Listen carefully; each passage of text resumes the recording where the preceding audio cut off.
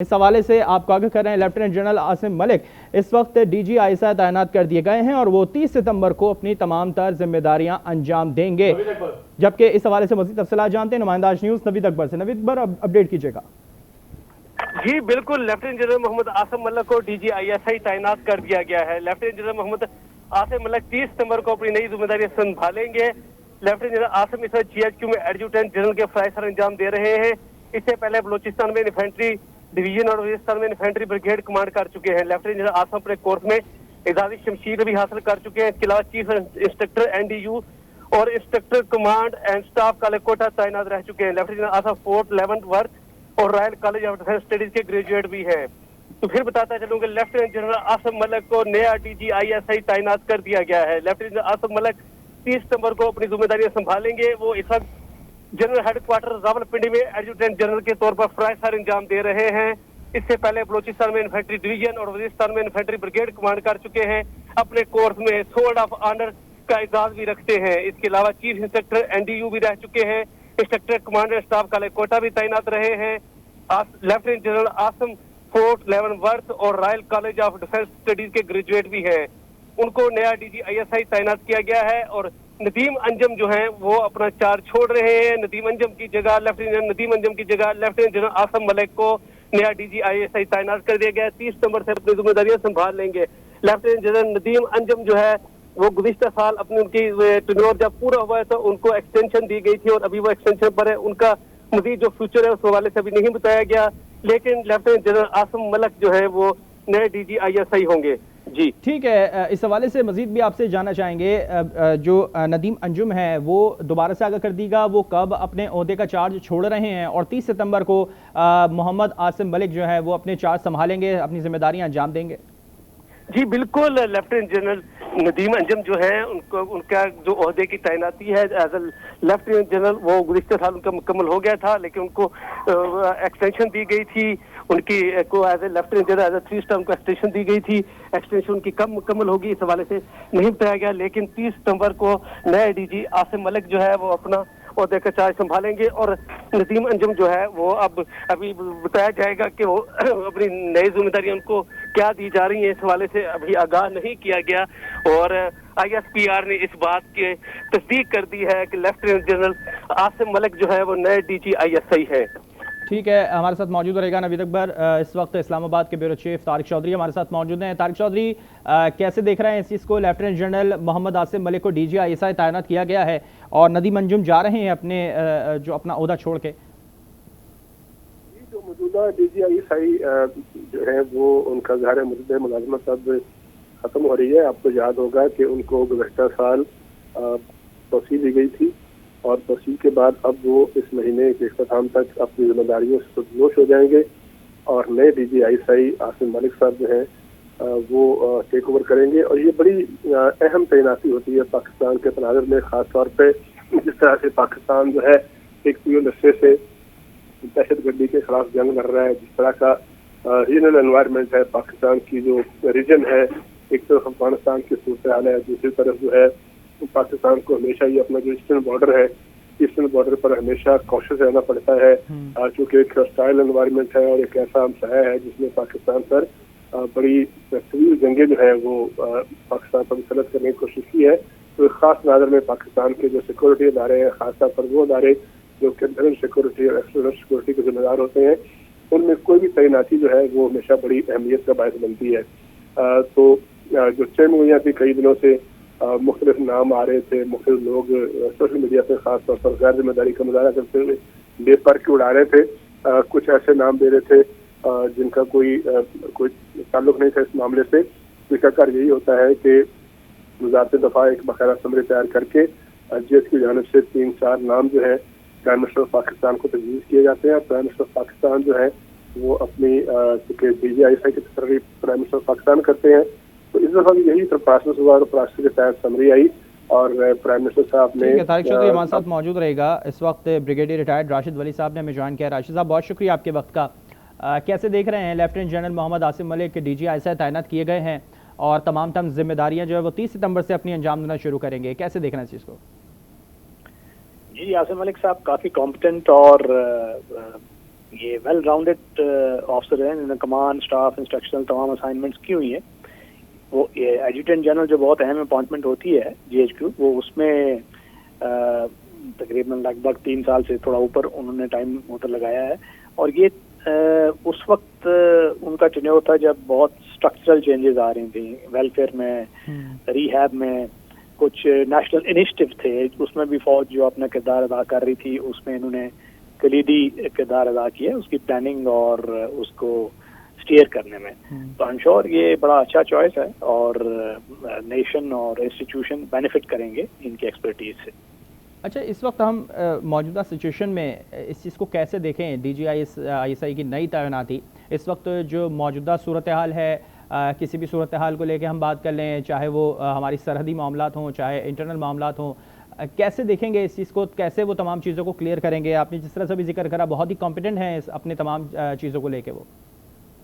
जी जी बिल्कुल, वो ये सारी चीज़ें देख के आर्मी जो होती है वो एक एज ए इंस्टीट्यूशन, वो मेरिट बेस्ड इंस्टीट्यूशन है। वहाँ जो भी 3 स्टार आता है उसमें तमाम वेरवदाल होता है। और ख़ास तौर पे इनको जो AG एडजुटेंट जनरल की जो रिस्पॉन्सिबिलिटी दी गई थी, वो इस चीज़ को अक्कासी करती थी कि इनकी जो कॉम्पिटेंस है वो उससे पूरा फौज ने फ़ायदा उठाया एज ए AG। और अब एज ए DGI-ISI उनकी नई जिम्मेदारियाँ तफवीज़ की गई हैं। जो एक्सपेक्टेड यही है कि उनके पास नेसेसरी वेरवदाल है और ही कम अप ट्रम्प्स अपनी नई असाइनमेंट में। ठीक है, राशिद साहब ये भी जानना चाहेंगे, इस वक्त अब जो सूरत हाल में आप आ रहे हैं, इस वक्त हमारे लेफ्टिनेंट जनरल मोहम्मद आसिम मलिक साहब 30 सितंबर से अपनी जिम्मेदारियां शुरू करेंगे। कौन कौन से उनके लिए इस वक्त हम हर्डल्स देख रहे हैं जो वो बहुत अच्छे तरीके से निभा सकते हैं, क्योंकि अभी तक उन्होंने जो अपनी जिम्मेदारियां बखूबी तरीके से अंजाम दी हैं, कौन कौन से हर्डल्स हो सकते हैं उनके लिए इस वक्त जो बाई से परेशानी हो सकते हैं? देखिए, हर्डल्स तो कोई ऐसा इनसुपरेबल हर्डल नहीं होता। ये तो एक्सपेक्टेड होता है कि काम का जो पोर्टफोलियो होता है ये उसकी रिक्वायरमेंट होती है। हाँ, अलबत्ता इस वक्त जो इंटरनल सिक्योरिटी के कुछ मसाइल हैं जिसमें TTP का खतरा है, फिर वो बलूचिस्तान की सिचुएशन है, जो BLA का जो टेररिज्म है और इंसर्जेंसी लाइक सिचुएशन है, ये 2 ऐसी चीज़ें हैं जिनसे नबर्द आज़मा होना पड़ेगा। और फिर वो भारत उसका जो एक्सटर्नल हमारे साथ एक प्रॉक्सी वारफेयर उसने मुसल्लत की हुई है, पाक अफगान ताल्लुकात हैं जिसमें अफगान अबूरी हुकूमत के साथ इंगेजमेंट होती है। ये वो चीज़ें हैं जो कि ज़्यादा उनका टाइम लेना चाहिए मेरे ख्याल में। तो बाकी चीज़ें तो सारी इसके साथ साथ हैं जिसमें बहुत ये वाइड पोर्टफोलियो होता है, वाइड रेंजिंग थ्रेट्स होती हैं जिसका इदराक करना होता है, और वो इदारा उससे इक्विप है। और आई एम श्योर इनके पास तमाम वो सलाहियतें हैं कि इस इदारे को स्टीयर कर सके। ठीक है, लेफ्टिनेंट जनरल नदीम अंजुम साहब जो इस ओहदे पे अभी तक फाइज रहे हैं, इनका काम कैसा रहा? इन्होंने अपने फ़राइज़ बखूबी तरीके से किस तरह से अंजाम दिए हैं? ख़ास तौर पे हम बलूचिस्तान के मामलात ले लें, पाक अफगान के ताल्लुकात के हवाले से मामलात ले लें, और तमाम चीज़ों को अगर उसके ऊपर बात करें, इनके कारकर्दगी के हवाले से आप कैसे देखेंगे? जी, बहुत अच्छी रही और इसी वजह से वो उनको एक एक्सटेंडेड टेन्योर भी मिला और उनकी बहुत खिदमात हैं और बड़ा अच्छा उन्होंने इसको स्टीयर किया, एक्सटर्नल और इंटरनल जो थ्रेट्स हैं पाकिस्तान को। और बहुत सी ऐसी चीज़ें हैं जो मीडिया में आती हैं और बहुत सी मेजॉरिटी ऐसी है जो कि मीडिया में नहीं आती है, और वो उनको न्यूट्रलाइज करने में, काउंटर करने में वो काफ़ी उनका कलीदी किरदार रहा है और ये डन वेरी वेल। अच्छा राशिद साहब, हम ये देखते हैं अब अगर हम ऑल ओवर वर्ल्ड की बात करें तो ख़ास तौर पे पाकिस्तान की जो हमारी ISI है वो यकीनी तौर पे मानी जाती है कि, और इससे काफ़ी खौफ तारी रहता है ख़ास तौर पे हमारे पड़ोसी मुल्क के ऊपर कि ISI से वो बहुत ही घबराते हैं और इल्ज़ामात भी बहुत लगते हैं। इस चीज़ को कैसे टैकल करने की मज़ीद आगे ज़रूरत है? हम कैसे इस चीज़ को देख सकते हैं? जी बिल्कुल, ये तो एक चूँकि हम ऐसे खित्ते में रहते हैं जहाँ पे ये तस्वीराती कशमकश जारी है, ग्लोबल वार कंपटीशन है, उसके क्रॉस हेयर में है हम लोग, और हमारा एक अजली दुश्मन है जो कि ईस्टर्न बॉर्डर पे है भारत, और दूसरा अफगानिस्तान की डिस्टेबलाइज सिचुएशन है। तो इन सारे अवामिल को देखते हुए पाकिस्तान में वो जो इंटरनल और एक्सटर्नल थ्रेट्स हैं वो रहेंगे, और बहुत से ऐसे लोग हैं जो एक्सटर्नल जो फोर्सेस हैं जो इसमें अपना दखल अंदाजी करते हैं। तो अब ये सारी चीज़ें देखते हुए हमें ये इसका पूरा यकीन है कि ये नई लीडरशिप इसको कमा हुक्का हो अपने जो जिम्मेवारी हैं उससे नबर्द आजमा होगी। और चाहे जो भी ये तो इसमें राइवलरी इंटेलिजेंस एजेंसीज वगैरह में रहती है और एक अच्छी प्रोफेशनल फोर्स उसका खासा यही होता है कि वो ह्यूमन रिसोर्स अपना है उसका बेस्ट इस्तेमाल करे अपने रिसोर्सेज को और मुल्क को कौम की प्रोटेक्शन करे बेस्ट पॉसिबल तरीके से, प्रोफेशनल तरीके से।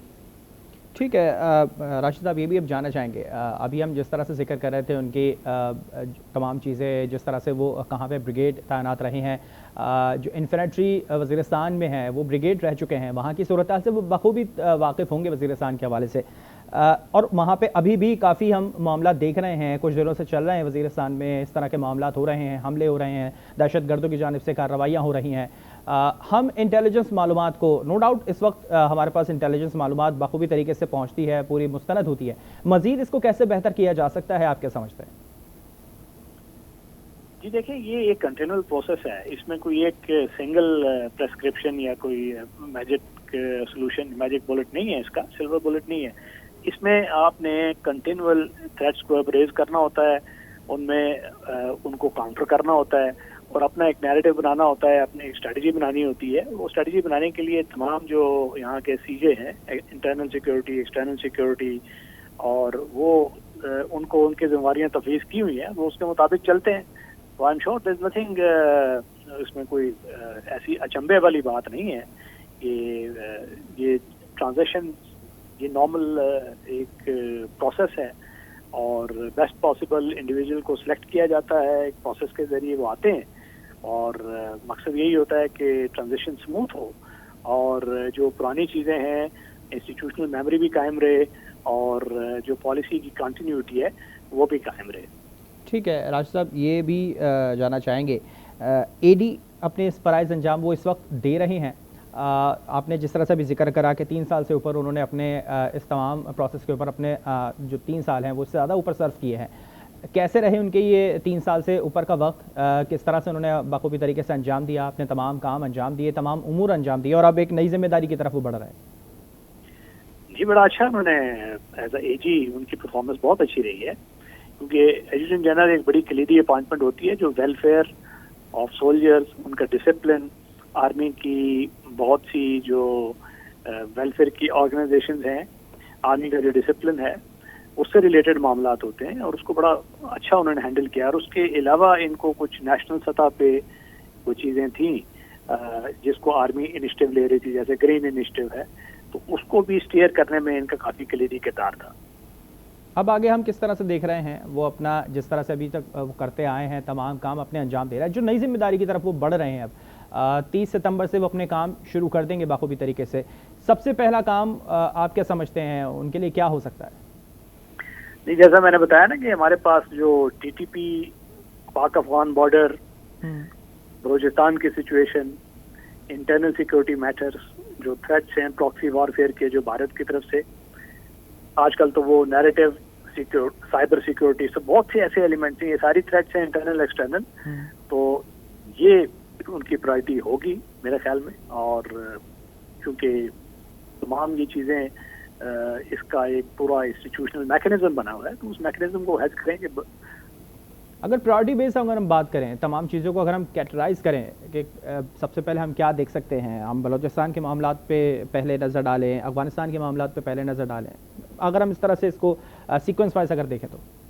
देखिए, सीक्वेंस वाइज तो दहशतगर्दी और उसका जो मसला है वो सबसे पहले उनको ठीक करना चाहिए। वो जो हमारा टीटीपी का थ्रेट है और बलूचिस्तान में जो हो रहा है, ये क्योंकि लॉ एंड ऑर्डर सिक्योरिटी ये पहली जिम्मेदारी होती है, तो I am sure that would be the one of the top priorities. ठीक है, बहुत शुक्रिया ब्रिगेडियर रिटायर्ड राशिद वली साहब हमारे साथ मौजूद थे, आपने इसके ऊपर रोशनी डाली और अपना पॉइंट ऑफ व्यू हमें शेयर किया है। तारिक चौधरी हमारे साथ मौजूद हैं। तारिक चौधरी, अभी हम यही जिक्र कर रहे थे कि एजी वो अपने फ़राइज़ इस वक्त अंजाम दे रहे हैं, 3 साल से ज़ायद उन्होंने वक्त जो है वो अपना इस पोस्ट के ऊपर दिया है और अब नई जिम्मेदारी की तरफ बढ़ रहे हैं वो 30 सितंबर को। उनके लिए हर्डल्स ख़ासतौर पे बलूचिस्तान के मामलात हो गए, प्रॉक्सी वॉर हो गई, पाक अफगान ताल्लुकात हो गए और जितने भी एलिगेशंस लगते हैं उनको हैंडल करना है। दहशतगर्दी का सबसे बड़ा नासूर है जिसको ख़त्म करने के लिए हमारी ख़ासतौर पे इंटेलिजेंस के मामलात हैं वो बहुत अच्छे हैं भी और इसे मजीद बेहतर भी कर सकते हैं। तमाम चीज़ों पे कैसे पॉइंट ऑफ व्यू पे अपनी रोशनी डालेंगे इस पर? देखिए, जो इंटेलिजेंस ऑफिसर होता है, इंटेलिजेंस की दुनिया होती है, उसमें एक दो नहीं हजारों सैकड़ों ऐसे ऑपरेशन होते हैं, कोविड ऑपरेशन, जो कभी मंजर आम पर नहीं आते। आमतौर पर कहा जाता है कि इंटेलिजेंस ऑफिसर जो है अनसंग हीरो होते हैं, कि वो पसे पर्दा रहकर अपने मुल्क और कौम के लिए ऐसे कारनामे कर रहे होते हैं जिनको मसलतन जो है सामने नहीं लाया जाता। अब जो मौजूदा DGI जिनकी आज तैनाती हुई है और 30 सितंबर को वो अपना टेक ओवर कर लेंगे, उनको 2 सूबों में पाकिस्तान को चैलेंजेस का सामना है, और बलूचिस्तान और खैबर पख्तूनख्वा। और देखिए उनका प्रोफाइल देखिए, उन्होंने दोनों सूबों में सर्व किया है, इन्फेंट्री में सर्व किया, वजीरिस्तान में भी कर चुके हैं और बलूचिस्तान में भी कर चुके हैं। दोनों सूबों में जो चैलेंजेस हैं दो मुख्तलिफ किस्म के हैं। मसलन जो बलूचिस्तान के चैलेंजेस हैं कि वहाँ कुछ अनासर ऐसे हैं, मुट्ठी भर अनासर ऐसे हैं जिनको बैरूनी अनासर से फिटराइज किया जाता है, उनको फैसिलिटेट किया जाता है और उनकी फाइनेंसिंग की जाती है। जिस तरह कुलभूषण यादव वाला मामला बिल्कुल वाज़ेह है कि बलूचिस्तान में ऑपरेट करने वाला एक इंडियन नेवल ऑफिसर जो कि जासूसी कर रहा था और जासूसी नेटवर्क चला रहा था, पकड़ा गया, जिससे जाहिर होता है कि किस तरह से बलूचिस्तान में जो सो कॉल्ड अलग पसंद हैं उनको किस तरह से इस्तेमाल किया जाता है और उनके जरिए किस तरह दहशतगर्दी की जाती है।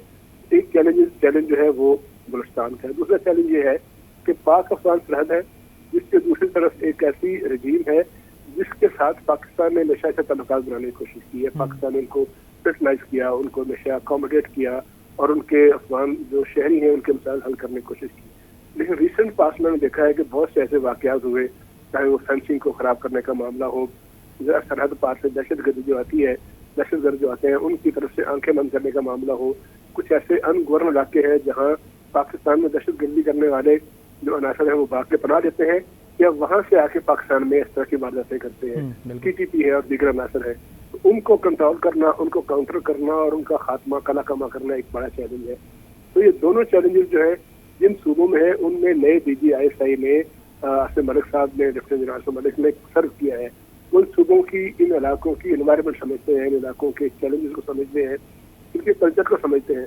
तो यकीनी तौर पर एक इंटेलिजेंस ऑफिसर के तौर पर पाकिस्तान की प्रीमियर जो एजेंसी है, खुफिया एजेंसी है, उसके सरबराह के तौर पर उनके सामने एक बहुत अच्छा सिनेरियो होगा कि किस तरह से इसको कंट्रोल करना है। फिर ये है कि इक्का दुक्का जो हमारे यहाँ वाकयात होते रहते हैं, पाकिस्तान अपनी तारीख का सबसे बड़ा जो फाइनेंशियल पैकेज है CPEC की शक्ल में चला रहा, और अगेन वो ग्वादर से चलता है और गिलगित बल्तिस्तान तक जाता है और दरमियान में KP और दीगर सूबे भी आते हैं। तो वो गैर मुल्की दोस्त, वो गैर मुल्की ताकतें जो पाकिस्तान के साथ शाना बशाना खड़ी हैं, उनको निशाना बनाने की कोशिश की जाती है। कि दफा चीनी इंजीनियर के खिलाफ बहुत से वाकयात हुए, चीनी बशिंदों के खिलाफ वाकयात हुए, चीनी कौंसलेट जो थी कराची में उस पर अटैक करने की कोशिश की। तो पाकिस्तान का जो माशी मुस्तकबिल है उसको जो दहशतगर्दी के जरिए खत्म करने की कोशिश की जाती है या मार्जिनाइज किया जाता है या उसको काउंटर करने की कोशिश की जाती है, उसको 100% सिक्योर करना भी पाकिस्तान के जो अदारे हैं, लॉ एनफोर्समेंट एजेंसीज है, उनकी जिम्मेदारी में शामिल है। बहुत बड़ी जिम्मेदारी है। फिर जो हमारा ईस्टर्न बॉर्डर है वहाँ से वक्तन फक्तन ऐसी रेशा दवानियाँ की जाती रही हैं और की जाती हैं जिसका मकसद जो है पाकिस्तान का नाइफ नोज टाइट करना होता है। तो ये सारे चैलेंजेस हैं जिनको हमारे जो सारे अदारे हैं और ISI बिलखसूस उन पर नजर रखती है, काउंटर करती है और उसका जो है उसके जो उसमें मतलब अनासर हो उनको फिर वो सॉर्ट आउट करती है। तो यकीनी तौर पर चैलेंजेस बहुत बड़े हैं, लेकिन इतनी जिसे कहते हैं सर्दो गर्म शीला एजेंसी है और इसमें काम करने वाले लोग हैं कि उन्होंने आज तक मुल्क दुश्मनों की जो कार्रवाइयाँ हैं उनको हावी नहीं होने दिया। तो यकीनी तौर पर मौजूदा जो DGI है, लेफ्टिनेंट दीमन जम साहब, जो लेगेसी उन्होंने छोड़ी है, जो आला पेशावराना म्यार वो छोड़ेंगे, उसी को लेके आगे चलेंगे और उसी तरह से उसी तंगई के साथ वो जो मुल्क को खतरात दरपेश है, चैलेंजेस दरपेश है, उनका सामना करेंगे और उनको काउंटर करेंगे। ठीक है तारिक चौधरी साहब, मैं एक चीज़ और ये जानना चाहूँगा। आपकी गुफ्तगू के अंदर एक चीज़ थी कि शुरू में हमने बात की थी तो आपने बताया था कि 4 से 5 नाम दिए जाते हैं जो प्रोसेस होता है, उसके बाद मंजूरी दी जाती है किसी एक नाम के ऊपर, और इस वक्त जो नाम है वो निकला इनका है। तो ख़ास तौर पे हम क्या देखें, किन किन के नाम थे, उनकी प्रोफाइल कैसी थी, उनके क्या कारनामे थे, क्या किरदार उन्होंने अंजाम दिया, किस पोस्ट पे वो तैनात रह चुके थे, कौन कौन से नाम थे, पहले ये जानना चाहेंगे। देखिए इस तरह की चीजें जो है ना वो सोशल मीडिया पे मंजरेआम पे आती है। जो समरी आती है या आई थी वो इस तरह से उसको पब्लिक तो नहीं किया गया, और ना ही अब ये मुनासिब है ये बहस करना कि उसमें कौन लोग शामिल थे और उनकी क्या प्रोफाइल थे। यकीनी तौर पर सारे जो अफसरान होंगे 3-4 जो नाम आए थे वो एक ही लेवल के होते हैं, लेफ्टिनेंट जनरल के लेवल के होते हैं। उनका कॉम्पिटेंस का आला म्यार होता है, मुख्तलिफ उन्होंने शोबों में सर्व किया होता है। अब चूंकि फाइनली इन नाम सामने आ चुका है और प्राइम मिनिस्टर ऑफ पाकिस्तान ने जो भी 4 या 3 नाम आए होंगे उसमें से एक नाम का इंतखाब कर लिया है, और नाम का इंतखाब करके उसको नोटिफाई कर दिया गया, बाकायदा जीएच की तरफ से उसकी बाकायदा तस्दीक कर दी गई है। अब ये मुनासिब नहीं होगा कि हम ये बहस करें कि ए या बी या सी जो था, XYZ जो भी था उसका क्या प्रोफाइल था। सारे अफसर जो है कॉम्पिटेंस के लिहाज से, सीनियरिटी के लिहाज से, अपने तालीम और तजर्बे के लिहाज से, और अपना जो उन्होंने जहाँ जहाँ सर्व किया होगा उसके लिए 4-5 जो है वो टॉप के लोग होते हैं। तो जिस एक फर्द को, एक आला तरीन ऑफिसर को, यानी जितने भी नाम आते हैं वो तमाम कॉम्पिटेंट होते हैं इस पोस्ट के लिए, जिस पोस्ट के लिए इस वक्त इनका नाम आया था। और अब ये 30 सितंबर से अपनी तमाम तर जिम्मेदारी अंजाम देंगे। लेफ्टिनेंट जनरल आसिम मलिक साहब DG ISI तैनात कर दिए गए हैं। तारिक चौधरी अपडेट कर रहे थे, आपका बहुत शुक्रिया।